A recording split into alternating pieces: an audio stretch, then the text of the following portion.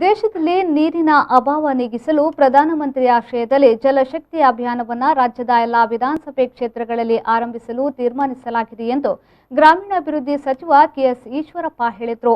ಅವರು ಮಂಗಳೂರಿನಲ್ಲಿ ಸುದ್ದಿಗೋಷ್ಠಿ ನಡೆಸಿ ಮಾತನಾಡಿ, ಏಪ್ರಿಲ್ 9ರಂದು ಹುಬ್ಬಳ್ಳಿಯಲ್ಲಿ ಅಭಿಯಾನಕ್ಕೆ ಚಾಲನೆ ನೀಡಲಾಗುವುದು.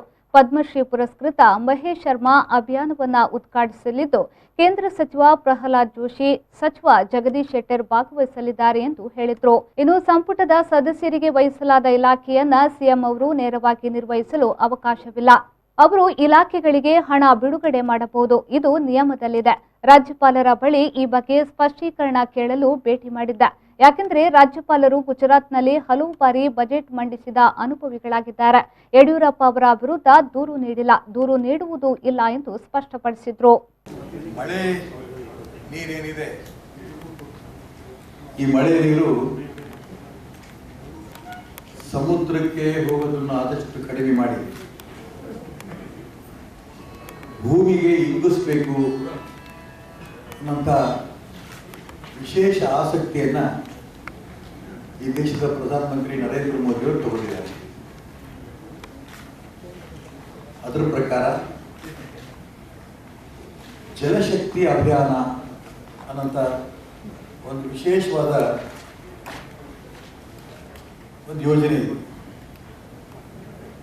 ಕ್ಯಾಚ್ ದಿ ರೈನ್, ಮಳೆಯನ್ನು ಹಿಡಿಬೇಕು ಅನ್ನೋಂಥ ವಿಶೇಷವಾದ ಈ ಅಭಿಯಾನ ಮಾರ್ಚ್ ತಿಂಗಳು 22ನೇ ತಾರೀಕಿನಿಂದ 100 ದಿನದಲ್ಲಿ ಒಂದು ಕಾರ್ಯಕ್ರಮ ಮಾಡಬೇಕು ಅನ್ನೋಂಥ ಯೋಚನೆ ಈಗಾಗಲೇ ಶುರುವಾಗಿದೆ. ಅದರ ಪ್ರಕಾರ ಇಡೀ ರಾಜ್ಯದ ಎಲ್ಲ ವಿಧಾನಸಭಾ ಕ್ಷೇತ್ರದಲ್ಲಿ ಈ ಒಂದು ಯೋಜನೆಗಳನ್ನು ಆರಂಭ ಮಾಡಬೇಕು ಅನ್ನೋಂಥ ತೀರ್ಮಾನ ಈಗಾಗಲೇ ನಾವು ತಗೊಂಡಿದ್ದೇವೆ. ನಾಳೆಯಿಂದ ನಾಡಿದ್ದು 9ನೇ ತಾರೀಕು ಹುಬ್ಬಳ್ಳಿಯಲ್ಲಿ ಈ ಒಂದು ಅಭಿಯಾನ ಆರಂಭ ಆಗ್ತಾ ಇದೆ, ಜಲಶಕ್ತಿ ಅಭಿಯಾನ. ಪದ್ಮಶ್ರೀ ವಿಜೇತರಾದ ಮಹೇಶ್ ಶರ್ಮಾ ಇವರು ಬಂದು ಅದನ್ನು ಉದ್ಘಾಟನೆ ಮಾಡ್ತಾ ಇದ್ದಾರೆ.